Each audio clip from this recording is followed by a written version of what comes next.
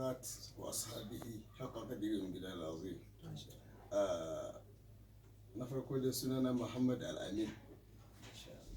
Muhammad Al-Amin bin Salih, sunan babana shi Malam Salihu da ke garin gida Hashimu na gada gwamna a Sokoto State. An haife ni a garin Sabon Birnin Gobir. Sanadiyan al'adunmu na da ake zuwa yin abin da ake ce shan kunu, an riga ni a irin da yake ni dan farko ne, saboda haka dan farko ana haihuwa shi ne a gidan kakannin shi ake mai da mahaifiya can sai ta haihuwa can. To can Sabon Birnin garin kakanmu ne, kuma can aka haife ni da insha Allah. To wannan shi ne takaitaccen tarihi na. To alhamdulillah. To shehu, bayan ga ɗaukar lokaci da aka yi ana ta kasidu na yabon manzo Allah sallallahu alaihi wasallam, to ko me ya ja hankalin ku kuka zaɓi ku kasance ɗaya daga cikin masu isar da sako na soyayya ga masoyan manzo Allah sallallahu alaihi wasallam? To alhamdulillah, wannan tambaya ta yi ma'ana sosai. To amma da yake mu kusan ce sha'ani na bege na kasida, to ba daga baya ne muka ga ana yi muka yi sha'awar mu shiga ba. Already mu gada muka yi. Allah sarki. Mahaifina yana rubuta kasidu tun kafin ma a haife ni. Ba kakanmu wanda yake shine shehi na mura bishiwa da musamman Birnin Gobir din, shi ma yana rubuta kasidu sosai na Larabci, na Hausa da sauransu, kuma wayanda suka shafi addini. Kuma duka gidajen da gidanmu na mahaifa da can gidan mahaifiya din, kuma dukkan su a halin ɗariƙar Tijjaniya ne.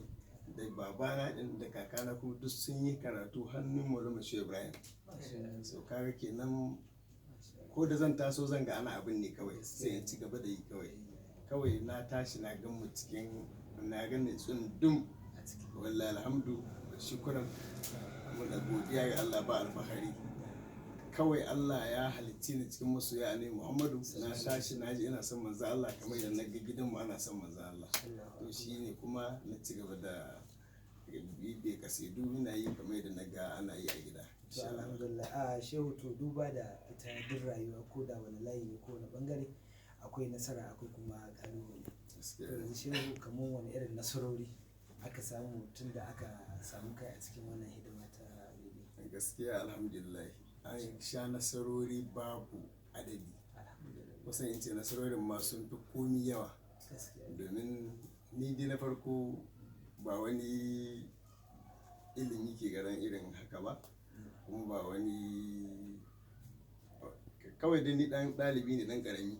To amma dalilin wannan sai ya zama dalilin sha'anin shi'ir na yabon manzo Allah sallallahu alaihi wasallam, sai Allah ya bani wata nasara ta isar da saƙon da wanda ya lunka ni ilimai bai iya kai saƙo inda ni nake iya kai shi.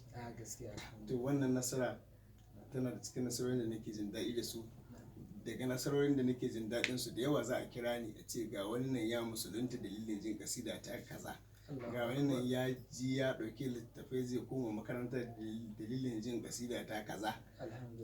Da yawa irin mutanenmu na cikin yankin Zuru din nan da Kudu din nan da kuma yankin Nijar din nan, can cikin dazuzzukan nan inda za a ga ana abubuwa daidai sai a hankali.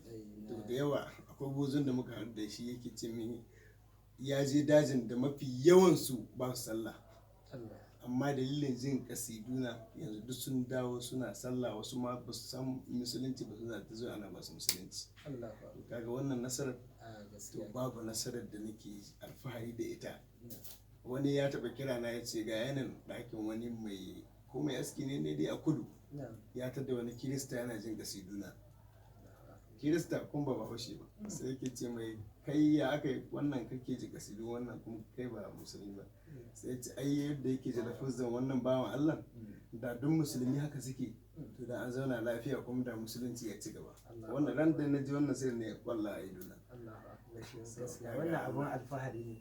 To shehu, bayan nasarori da muka dan tattauna a kai, shehu, to ka san din rayuwa bayan nasara akwai kalubale. gaskiya ne. To a cikin wannan harka ta yabon manzon Allah sallallahu alaihi wasallam wadda ita asali ga datta ma aka yi kuma an samu kai a ciki, to wani kalubale ne aka fuskanta? To kalubale wanda aka fuskanta a cikin bai wuci irin a ce ba da gaskiya da su da yawa sosai, domin kasan an ce su hana ganin laifi da abin da ka tinkara kai wata lamba kana so ka kai wurin, to kusan wani lokacin sai ka kai wurin ka kalli jikinka ka gano irin mikin da ka ji da wahala da ka sha kafin ka je wurin, amma su da kake tafiya ido da ba ka gane ma wata matsala, duk abin da wani zai iya karantawa a matsayin matsala shi wurin shi, to kai wurin ka wannan abin ba ma matsala bane, saboda abin da ke cikin ranka na burin isar da sakon da kake so ka kai. An fahimta? To da yawa akwai abubuwan da zaka ji an tambaye su na ta karanta su a matsayin kalubale, to ni a wurin na ba iya karanta su a matsayin kalubale. Kai kana matakin tafiya. Saboda ni kuma ina matakin tafiya da sauransu, kamar direba ne yana gudu zai je tafiya mai nisa.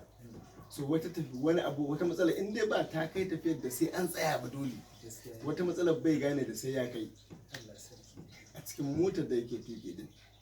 To wannan dai shi ne shi kuma irin challenge na jama'a haka, ko ka je wuri a samu matsala a ce ko da sauransu, gaskiya dai ba mu cika sai yan ɗaiɗaikun wurare, nasarorin dai mu gaskiya sun fi mu da yawa wallahi. Alhamdulillah. To masu kallon mu a dan da kace mu za mu tafi hutun rabin lokaci kaɗan, insha Allah za mu dawo.